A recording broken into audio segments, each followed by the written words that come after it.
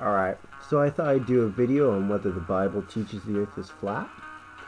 And theistic evolutionists try to use this to say, hey, don't take the Bible all too seriously. And atheists use it to kind of mock the Bible. And flat earthers use it as their best proof. So I thought I'd look into this to see if they have actually a case here. Pretending you have never heard of a globe or even a flat earth before, let's just allow the Bible to speak for itself. Read them over a couple of times, asking the Holy Spirit to reveal to you what they mean. Without forcing an interpretation based on preconceived notions, meditate on them and ask yourself, what is the Bible really showing me concerning the nature of the heavens, the earth, the sun, moon, and stars? Okay, so I think this is excellent proof that Job believed in a flat earth. But what does God say about Job's intelligence? Well, he doesn't speak too high of them. He actually questions Job's intelligence. Like, hey, what do you know, man? And so criteria number one would be, just because someone expresses an opinion in the Bible doesn't mean that opinion is necessarily true.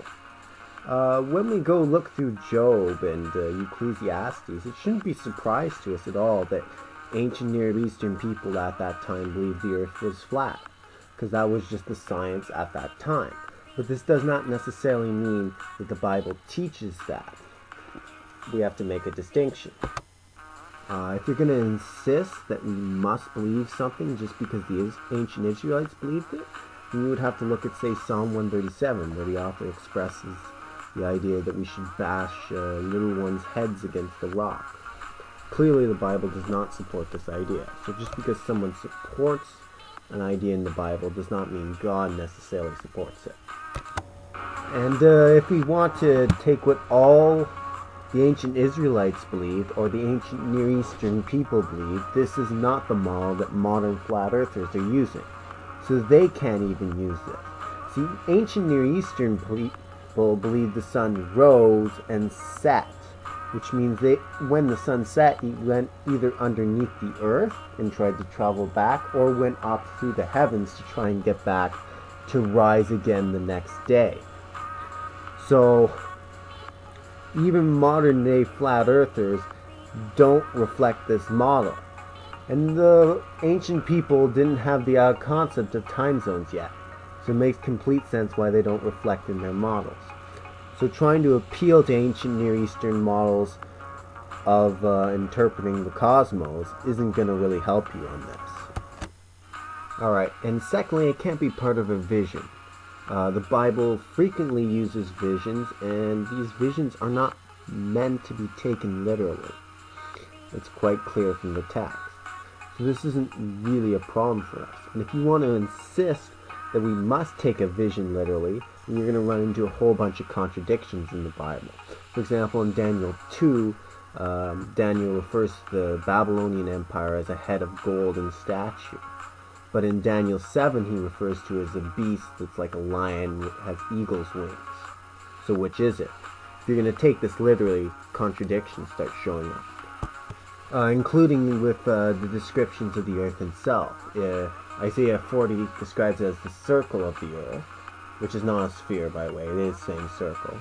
But Revelation 7 verse 1 describes it as the four corners of the earth. So by their own standards, if they want to take this literally, it self-contradicts, saying that these are figures of speech, and thus are meant to be not taken literally. As we can see here above, most visions here are meant to be interpreted. They're not meant to be clear. It's Moses that God speaks to clearly. So we don't have to really worry about this as a problem. This is not a contradiction. This is just the way people talked and wrote back then. And we need to understand that and not read our cultural norms into the equation. Okay, and the third criteria is ancient people actually need to understand the point.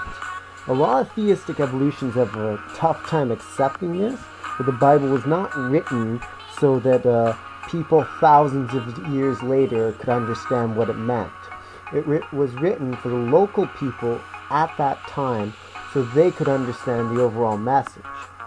If God had used advanced scientific language that they couldn't understand, what would happen is they would be outright confused as to what the Bible's trying to say here. They're like, what's going on? Like, they didn't have the concept yet of how could somebody even stay on a ball that's spinning around. So when we look at certain passages in the Bible, they're using the language that basic or people could understand with their current scientific knowledge. And the point of these verses is not trying to describe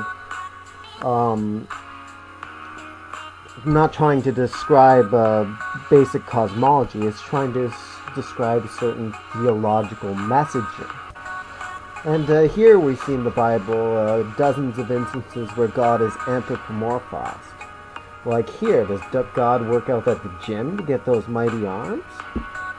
Here we see a shadow of thy wings. Does God look like a bird? Or is it like in John where it says God is spirit and he must be worshipped in spirit, if you recall? So when we look at a lot of these verses in the Bible that are claiming by him to teach a flat earth, we can quite clearly see the context here is not describing the cosmology of the universe.